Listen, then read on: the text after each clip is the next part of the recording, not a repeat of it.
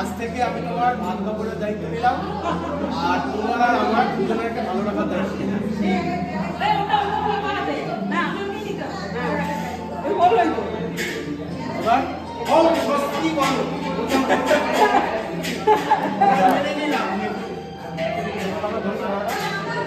একটু ক্লোজে আসো আচ্ছা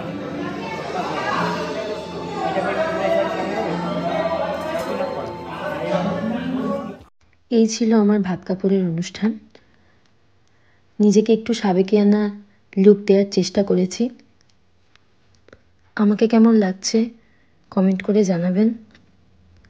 এরকম অনেক বিয়ের ভিডিও আমার চ্যানেলে আসতে চলেছে, তাই অবশ্যই সাবস্ক্রাইব করতে ভুলবেন না।